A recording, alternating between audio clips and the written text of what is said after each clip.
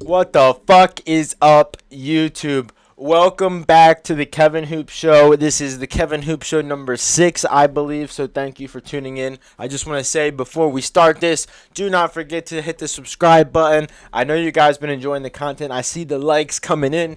Just, hit that subscribe button and really appreciate I really appreciate it and notice when you guys are enjoying the videos. But without further ado, let's get into this podcast. And we're going to be starting off with UFC Orlando, which just ended on Saturday, or just happened on Saturday. It was actually a really good event. It was main event with Stephen Wonderboy Thompson versus Kevin Holland. And it kind of went under the radar, honestly. It wasn't talked about too much, I really don't think, leading up to it. But it was pretty entertaining, to be honest. It was honestly, I think, performance of the night. If not, this guy Roman D something got performance of the night. But really back and forth. They actually agreed before the fight even started to not really take the fight to the ground at all.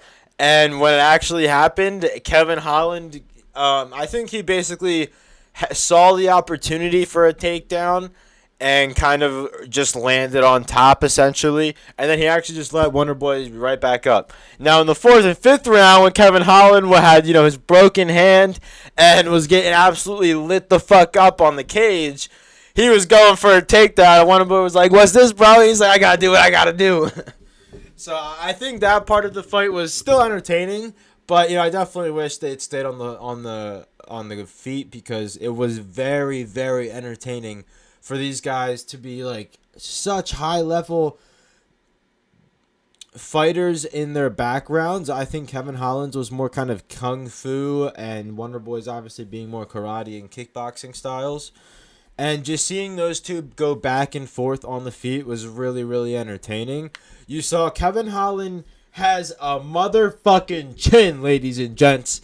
Like, Wonderboy not only hit him with a left and right multiple times and connected cleanly with his fucking fist, but he probably threw at least 20 to 50 fucking head kicks alone. And then there was also side kicks he was throwing, or more just like to the abdominals and to the side of the body, side of the liver shots, basically, he was going for, but with his kicks. And he was in the 4th round just kick, kick, kick, kick. He wasn't even throwing fucking punches. It was just kick after kick after kick, because he saw Kevin Holland actually. He would go like this a lot. He was defending this side, and whether it was something on his side that was injured or something on his hand that was injured, I believe after the fight it was actually reported that he broke his hand, possibly in the 1st round, because Stephen Wonderboy Thompson actually was talking about this in the press conference, and the fact that Wonderboy got caught in the 1st round when Kevin Holland came over with a front right and hit him square in the frontal fucking cortex. And Wonderboy thought that might have been the shot that broke Kevin Holland's hand, even though it almost caught him and got him, ended the fight for him there. But I think that definitely would have been a little interesting if Holland didn't break his hand, and then in the later fight, maybe it wouldn't have been a TKO. Maybe he would have been able to get to the 5th round. Because it definitely didn't look like Kevin Holland was, he definitely wasn't struggling in the 4th or the 5th round, or the 3rd and the 4th round. He wasn't really struggling in the sense where he was getting caught and his knees were buckling and he was looking for a way out. Yeah, he was going for takedowns and stuff. But even that, Wonderboy kind of got up pretty fast. It doesn't seem like he was trying to hold him down. If not, he really probably couldn't. If he did have a broken hand, I'm sure that shit didn't feel good at all. But at the end of the day, it was a really good fight. And that's what I'm signing up for in the UFC. I'm trying to watch them entertaining fights, and that was exactly what that was. We also did a watch party for UFC Orlando. And I don't know how many of you guys actually got to tune in, but it was a pretty entertaining watch party. We had the chat going a little bit. We had constant conversation back and forth between the chat and me and Slapnuts. If you guys don't know about the watch parties, We actually do a watch party now every Saturday that there's a fight night, whether it's a pay-per-view fight night or a free fight night. We're fucking going live on Saturdays, baby, at 9 o'clock Eastern Standard Time. This Saturday will be the same, so if you guys want to tune in for the UFC 282, please write it down on your calendars. 9 o'clock Eastern Standard Time, 9:30 Eastern Standard Time. Tune into the Kevin Hoop Show. Abso-fucking-lutely. I also wanted to mention the Tai Tuivasa fight. That was against... Ooh. I can't believe I'm forgetting this right now. I really shouldn't. I really should not be. I know he was a Russian. I know he was, like, blonde-haired Russian, looking, like, pretty young for his age. The thing is, I don't even really know how to spell Tai Tuivasa's name. Like, the dude's name is literally just Tai. There he is, baby. I found it. Sergey Pavlovic, something like that. It was a really good, I mean, you could say it was a really good fight, but it lasted 54 fucking seconds. Well, first round knockout, and I honestly had Tai Tuivasa. I thought Tai Tuivasa was going to wipe the fucking floor with this dude. But I definitely think one of the factors in why it ended in the first round is because he got caught really early. And I don't think he was expecting to get caught early. And I don't think anyone fucking does. But maybe he just wasn't really feeling that good this fight. Maybe it wasn't the best training camp he had. I don't know. But, you know, I think that's 2 losses he now has. And it's just not good for someone's UFC. It's not good. It's not that it's not good. But it's definitely not going to get him any closer to the belt, which is where I think he was wanting to go. And I do think that Cyril Gane fight where he lost, which I think was his last fight, it was.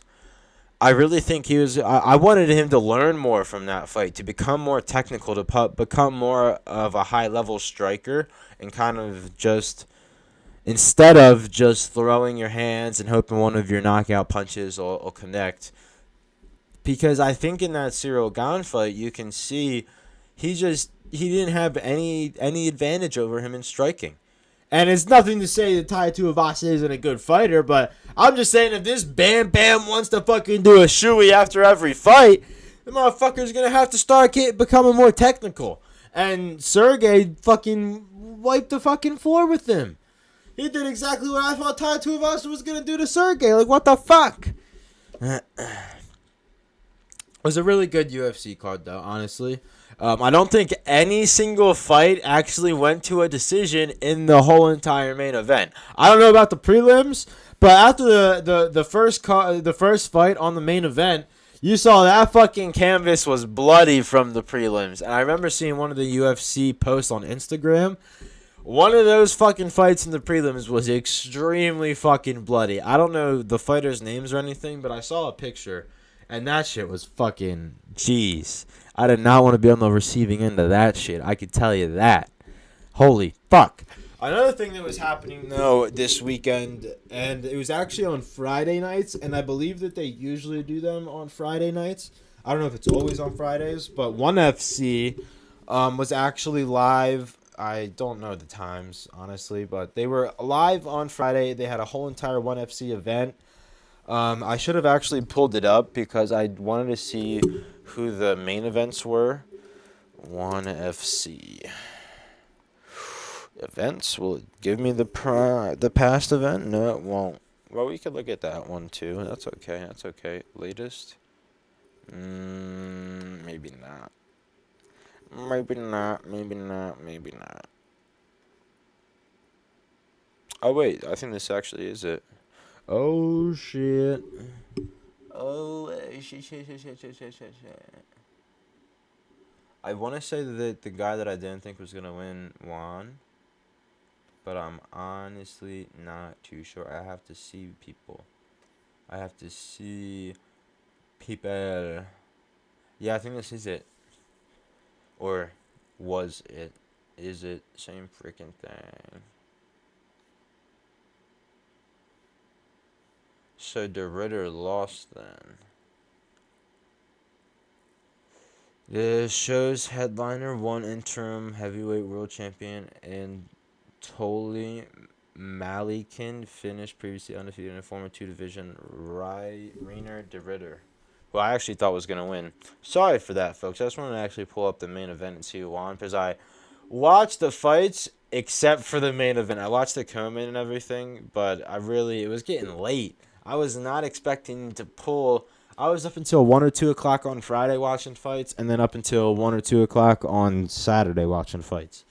And I always thought the UFC events were, at least like the non-pay-per-views, the regular UFC fight nights, like a UFC Orlando or a UFC Vegas. I thought that shit started, the main event itself started at like 6 or 7 o'clock. Boy, oh boy, was I fucking wrong, or at least they switched it around for UFC Orlando, because that shit started at 7 o'clock for the prelims, and the main event started at 10 like a regular pay-per-view, and I was up until 1, 2 o'clock. I was not fucking about it. I mean, I am about it. It's just like, come on. I wish I prepared myself a little bit more. It's more or less my own fucking fault. I should have prepared for these more, which I am going to do this Saturday. I'm going to sleep a shit ton Saturday morning. I'm going to basically do the same thing I just did. I'm going to practice staying up Friday night, stay up to like 3 or 4 o'clock, fucking fuck my sleep schedule up completely, and then stay up until 3 or 4 o'clock on Saturday and be more used to it. And, hopefully I'll sleep in a lot Saturday morning. That's just what the dedication takes for making videos on this fucking Kevin Hoop Show, baby. So hit that subscribe button, and I'd really appreciate it, all right? But anyway, going into the ONE FC matches, I mentioned the first actual main event. It was the last fight of the night. Again, it was the Ritter versus Malikin. Probably pronouncing those names somewhat wrong, but, that's what I do over here. Biatch, if you're fucking mad about it, hit me up or something.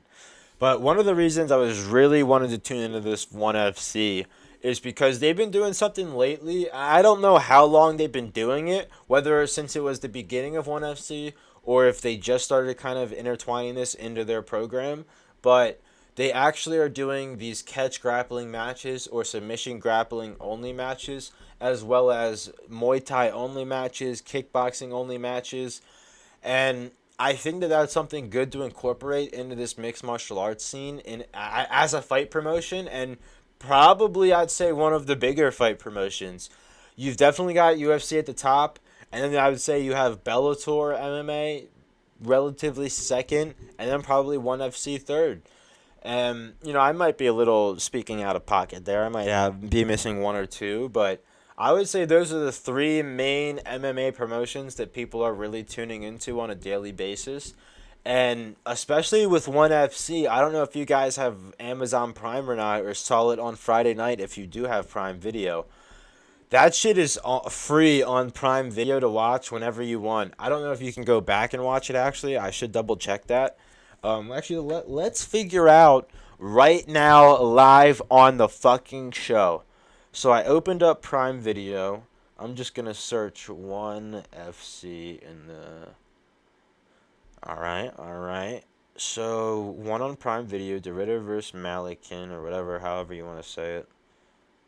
Watch. Alright. Included with Prime Video. Alright, would you look at that, ladies and gentlemen. So, if you guys look at that, I can literally pull up... I could have just pulled up this to figure out who won the fights, actually, at the end of the night. Very cool, though. Very cool. I'm a big fan of that, because that's basically the same thing that the UFC is doing with ESPN. So, hats off to ONE FC. I'm telling you, they're not only doing the exclusive submission Muay Thai kickboxing matches, they're also now on Prime Video. You didn't see the UFC get on the ESPN until 2018, maybe 2019, 2020. So I think that's a big step in the right direction for ONE FC, especially just growing in general. Like, man, they have definitely blown up in the past 2 years, I would say. Maybe even the just past year. But I definitely wasn't a fan or watching ONE FC, and now I'm watching every single submission grappling match that I can just because it's submission grappling, and there's nowhere else really to watch that mainstream. So, sign me the fuck up, ONE FC. Let's fucking go. Keep it up. Keep it up. And to kind of counter or to roll into my next point, if you guys haven't seen, the UFC is actually starting to host its own invitationals invitationals with quotes for those of you listening to the audio version on Spotify and Apple Podcast, anchor.fm/the Kevin Hoops Podcast. Might be the Kevin Hoops Show. I'm not too sure. I had to switch that up. But it is going into the UFC Invitational 3, which is actually going to be December 15th of next week. So it's right now, Monday, December 5th. Next week on Thursday, we are going to have our third invitational for the UFC, which is a submission grappling event. It's only submission grappling. I want to say that there's more than 2 fights on it. All I saw on the actual advertisements and the posters for it were Gordon Ryan versus Vinny Magalhaes and Misha Tate versus Bia Mesquita. And I'm definitely pronouncing Vinny's last name wrong and probably Bia's whole name wrong. But I do think that those are going to be very, very entertaining grappling sessions. And for those of you that don't know or keep up with grappling, Gordon Ryan right now is up here when it comes to fucking jiu-jitsu, and everybody else is here. It's not even fucking close. Ask anybody in the jiu-jitsu world who knows about Gordon Ryan. Ask anybody who knows Gordon Ryan himself. Ask anyone who knows high-level jiu-jitsu in general. They'll tell you this Gordon Ryan dude is fucking something else. He is on a whole other level. I was just watching Roger Gracie, who is known as one of the greatest of all times. Maybe not the greatest, but one of the greatest of all times. Definitely a top Gracie jiu-jitsu practitioner. And he was saying right now, Gordon Ryan is the best. He's definitely above and at a higher level than the rest of his opponents. But when you compare it to greatest of all time, he's still very young in his career. So you can't really give someone the greatest of all time status while they are still competing. And it's like, holy shit. He's dropping fucking facts. He's dropping facts for all of us. For people in the UFC, for people not just in grappling. The greatest of all time is something that happens once you're really at the end of your career, I believe. And that's something I think a lot of us maybe were jumping the gun to. We were, definitely a lot of people were calling Gordon Ryan the best of all time.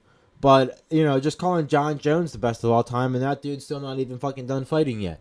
So I just think that when it comes to certain things like that, and when it comes to really ranking people in different eras, it's hard for people to do that when they're ranking someone that's currently fighting against someone who just recently retired or retired in the past few years and had an absolutely amazing career, and now you're comparing the person who's still fighting to the person who retired.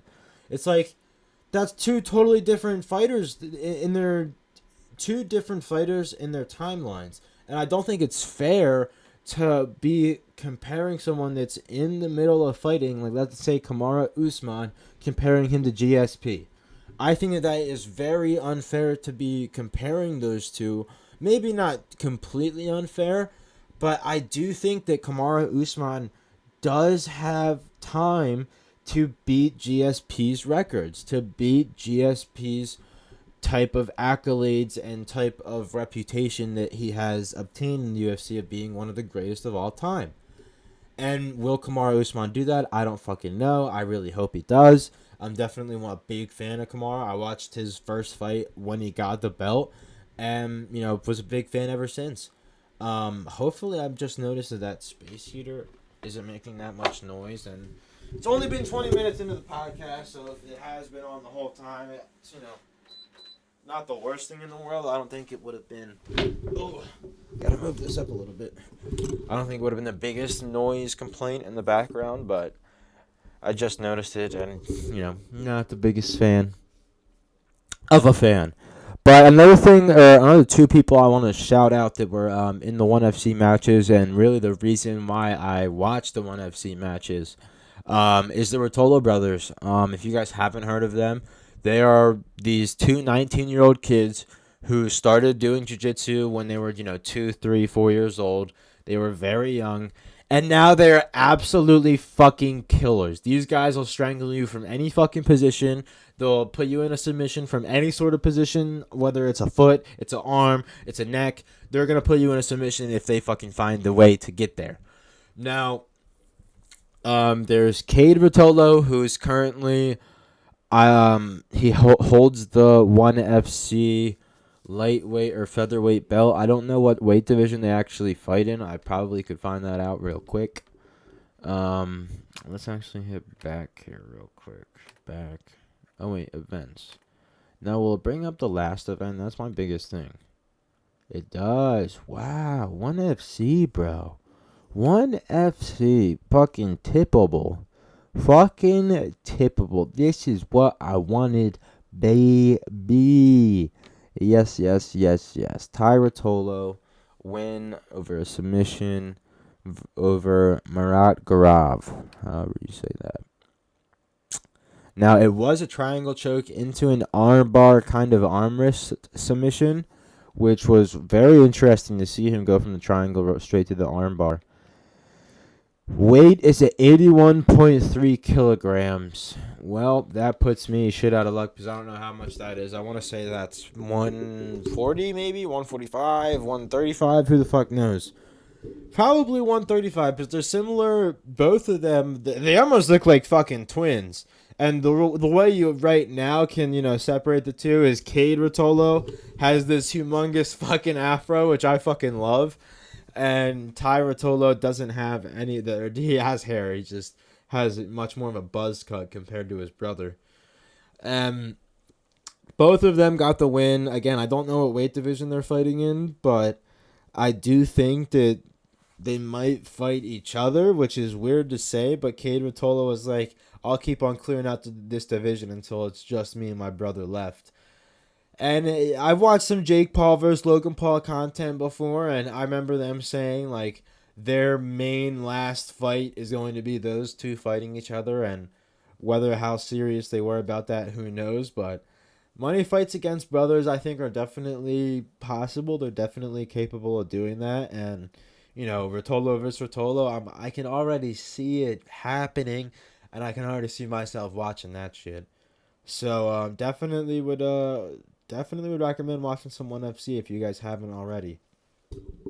Especially because you can see them, like I mentioned earlier, with these different types of grappling matches that they're having, or these different types of Muay Thai and kickboxing matches.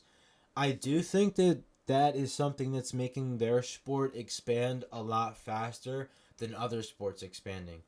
So because they do that, ONE FC in general is expanding at a faster rate than maybe the UFC is expanding at, their rates as they each have their own rates. And I'm saying the ONE FC rate is probably speeding up right now or getting higher because you're having those jiu-jitsu fans who watch UFC now branch off and watch ONE FC instead of maybe watching that UFC for that weekend, which is, prime time example right here. That was me. And I didn't watch ONE FC instead of UFC. I watched both. But smart for ONE FC to have their shit on Friday instead of Saturday, because then I don't have to pick. I don't have to watch one or the other or try and put both up on two different screens. Like, I watched that shit Friday and I watched the next one Saturday. Easy does it. I want to also say, I don't know how long ONE FC has been doing this, but this is only the third UFC Invitational that we are seeing from the UFC. So, if they started it recently, I do think they are, maybe not copying ONE FC, but they are adapting and changing in order to compete with their competition, hence being ONE FC and Bellator and other fight promotions like those two. So hats off to the UFC for adapting. I definitely think that they're going to keep on doing these invitationals, and I hope to see more of them. I definitely want to see more of Gordon Ryan on UFC. Would love to see that. Don't have to, venture out and find him somewhere else. But that's kind of all I was having for the beginning of this podcast. The next parts I wanted to get into were more of this week, baby. This fucking week is UFC 282. And we've got Magomed Ankalaev versus... Wait, Magomed Ankalaev? Yeah. Is that his name? Yeah, I just had I had a complete brain fart. Okay, yeah. For a second, I thought I said Belil Muhammad, and I was like, dude, what the fuck are you smoking? But now Magomed Ankalaev versus Jan Blachowicz, the main event. Fucking smoking a little bit too much of that reaper last night, huh?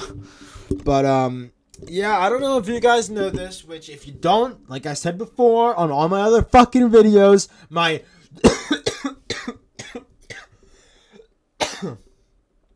oh my god, I need some water or something. I have one sip left in this vitamin water. Ah, fuck me. Past Kevin was not looking out, I'll tell you that. Oh my god, that did not help whatsoever. Jan versus Magomed, though. I made a video on it before already. I said it there, and I'll say it again. If you don't know about Yuri Prahovic, versus Glover Teixeira being canceled, what the fuck are you doing watching this video when you should be watching that video on the channel?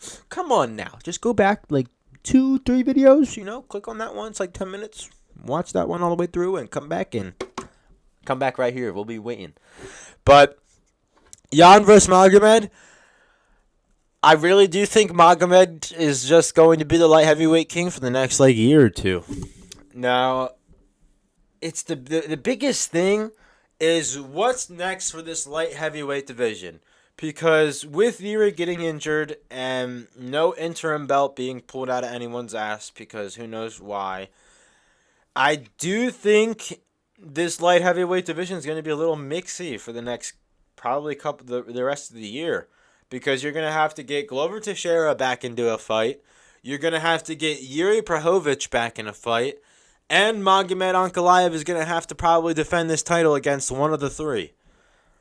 So, and that's assuming Magomed Ankalaev wins it. There's no counting out Jan Blachowicz, but I do think the UFC was saying it's Magomed Ankalaev you're going to fight or no one else when they were talking to Glover Teixeira. So, with that, I don't know really. It could be Yuri he faces next. It could be Glover he faces next. It could be someone completely fucking different other than those two. They could pull out Anthony Lionheart Smith and throw him to the fucking Magomed. And who knows what would happen. I really do think the Yuri versus Glover Teixeira probably would have been the better fight just because I already watched the first one. The first one was a fucking war. I don't care what anyone fucking says. That was one of the best light heavyweight matches we've seen in a long fucking time. I'm talking before John Jones came back recently in 2019 or whenever he came back. Those light heavyweight fucking matches were trash. They were very boring to watch.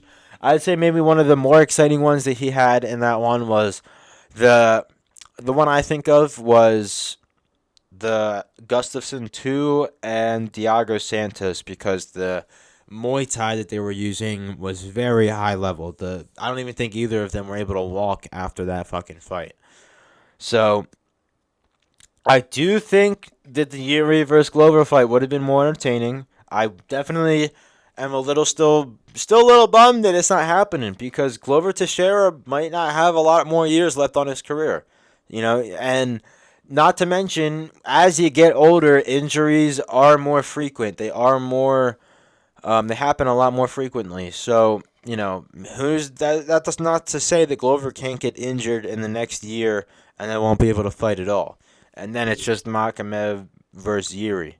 And again, assuming Magomed wins, which I think if there's probability for that, it's 70% chance he's gonna fucking take the belt. Especially if you guys want to bring up his last couple of fights, which might be a little hard for me to do because he freaking has such a weird name. I mean, I'm just bad at spelling as well, and I'm kind of retarded, so that part is a little annoying for me. And I don't even know how the fuck you spell Ankalaev. I want to say it's A-N. A, B, C, D, E, F, G, H, I, J, K, L, M, N, O, P. Freaking alphabetical order, huh? Can't find shit. I want to say he fought Anthony Lionheart Smith recently. Could be wrong, though. Could be wrong. Alright, this is where it should be. There he is, baby. There he is, baby. So, yeah, he literally fought Anthony Lionheart Smith with his last fight, Thiago Santos before that, and Volkan Oezdemir. I wrote that down somewhere. I actually definitely wrote that down somewhere. Sorry for the garage door noise, ladies and gents. My mom's just going to a fucking workout real quick, and unfortunately, I can't just mute the fucking garage door. But I'm actually bringing up and scrolling through his last fights, and he has beaten Ian Cutelaba, which is someone I thought was actually going to be on like the up-and-coming fighter, but definitely wasn't. But holy shit! First round knockout. The dude's got, what, 3 or 4, did I just say? 1, 2, 3 first round knockouts. And I'm talking, one was in with 3 minutes into the fight. The other one was 38 seconds in, and the other one was 4 minutes and 19 seconds into the fight. So, this dude, if you just look at what I'm looking at, guys, it's just win. Like, he's lost his first fight in the UFC, which was against Paul Craig. But, that might have just been a lot more experience. And if you really want to look at it, there was literally 1 second left in the actual third round. So, that's interesting because the fact he couldn't just, survive that one last second, little interesting to think about, but at the same time, it's his first fight in the UFC. Was back in 2018, 4 years ago. So, that might be a little factor of that, or a little reason why it was like that. Let's see if there's any big killers other than Ian Cutelaba. Not really. His last fight against Anthony Smith was back in July, so he actually has fought 2 times this year, and this fight will be his third fight this year. He did the same. He didn't fight 3 times in 2021. Only fought twice. Fought twice in 2020. Fought twice in 2019. So that's probably just something to do with his contract. And now as that contract for his UFC, that shit went up, if you're noticing. If you're fighting more in the UFC, you're making more dinero, ladies and gentlemen. So that's something to think about for sure. But at the same time, he wasn't even supposed to fight this year. Or he wasn't supposed to fight this event. So his contract definitely hasn't changed yet. But if he gets that fucking belt, that contract is going to fucking change for sure. That contract is going to definitely be going up for Magomed Ankalaev. I wonder, he's 30 years old. So, not the youngest fighter going up against Jan, but definitely has a few years on him. Definitely the younger fighter.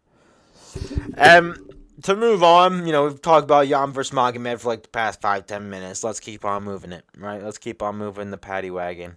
Speaking of paddy fucking wagon, Paddy Pimblett versus Jared Gordon is going to be a fucking match to not remember, in my opinion. It's just, Paddy's going to walk in there, and the Jared Gordon dude, whoever the fuck he is going to crawl up in a little ball and cry his way the fuck home. I really don't think he's going to be too much of a challenge for Paddy Pimblett. I know I said it's going to be an important fight for Paddy, which it definitely is. Don't get me wrong. It's important for Paddy, as in, don't underestimate this dude. Don't take any fight easily. You're in the UFC. You shouldn't be taking anyone easily, especially just watching these fights recently, these past fights. You see people winning in the last fucking 5th round a lot more. It's just starting to happen more and more again. It's not more and more again, but I think it's almost, comes in waves almost of these knockout fights and these quick knockouts and shit like that comes in waves, I think, in the UFC. I do think that sometimes you'll have a whole entire fight card where every fight maybe goes to decision. And then the next card after that, relatively similar. And then maybe towards the end of the year, it's knockout.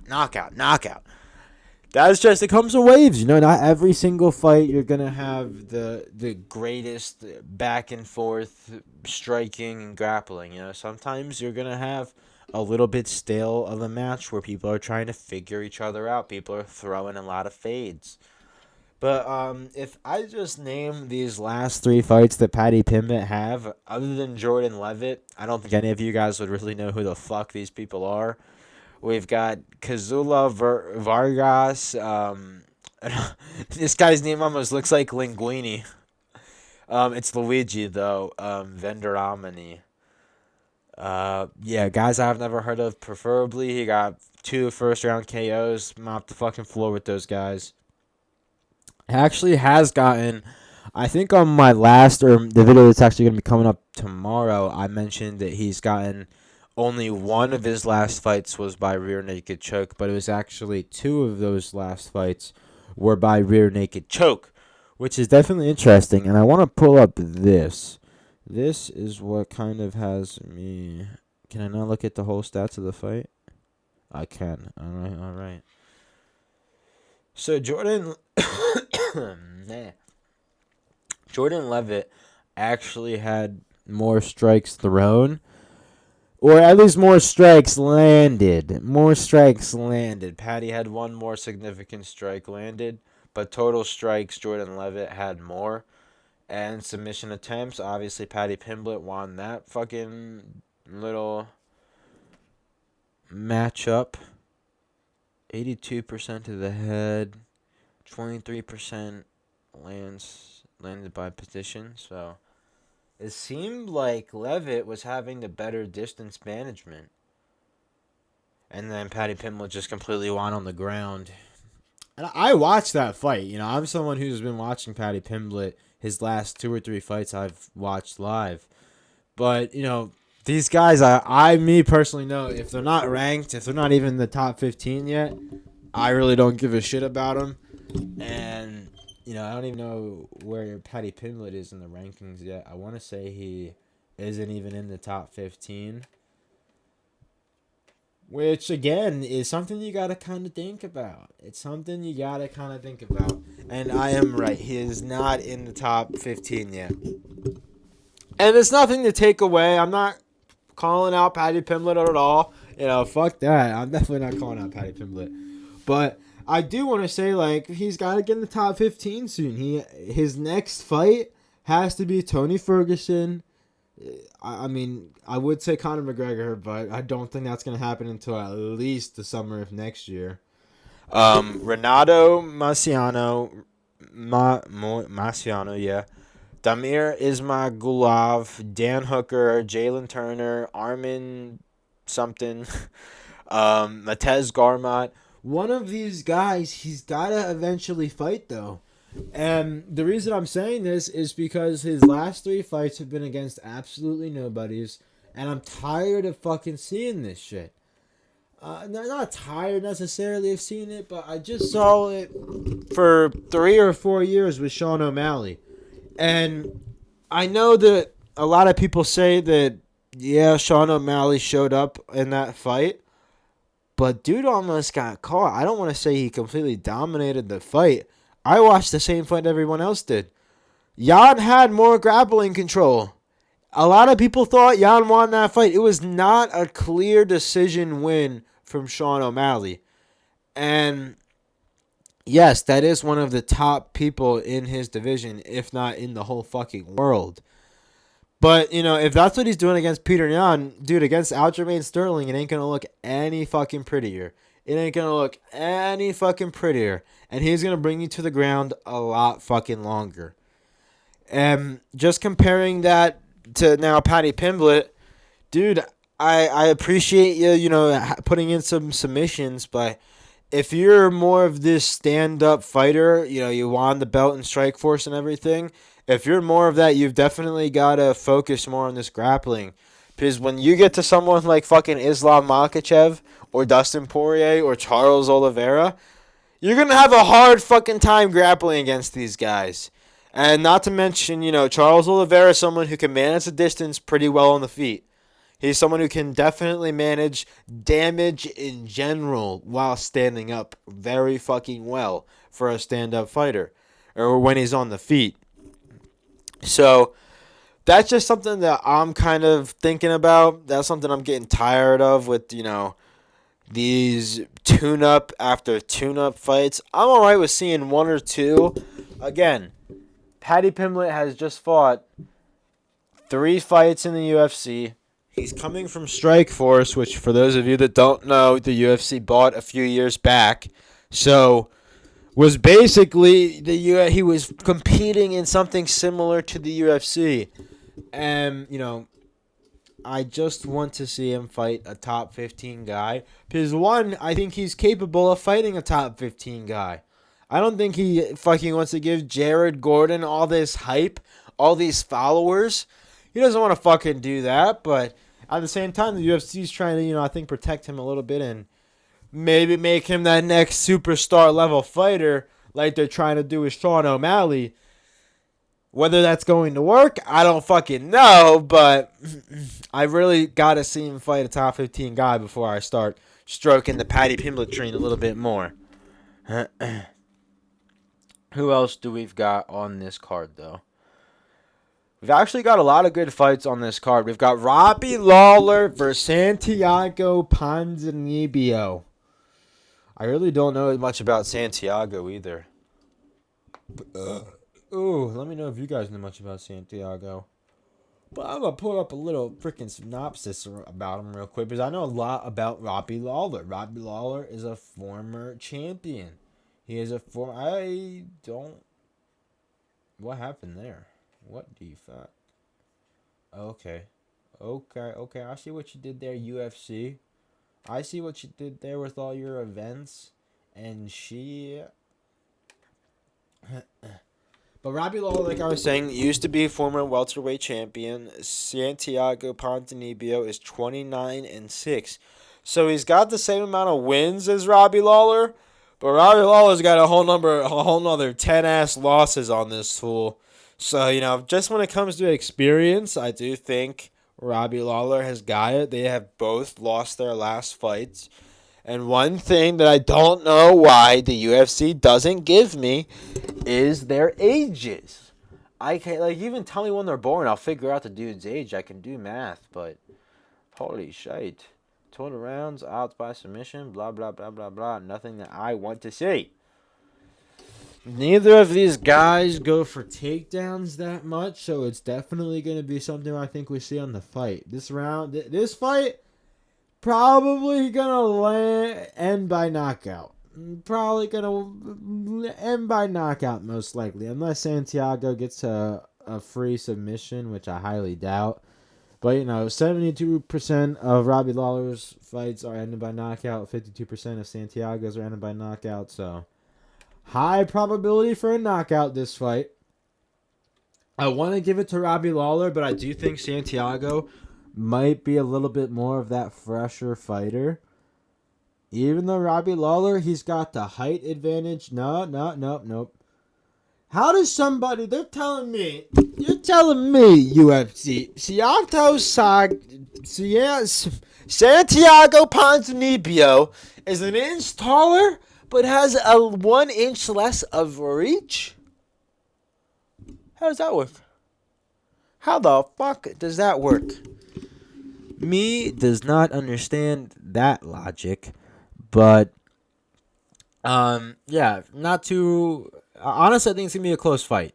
I want to put my money on Robbie Lawler, but I'm gonna have to put it on Santiago, I think.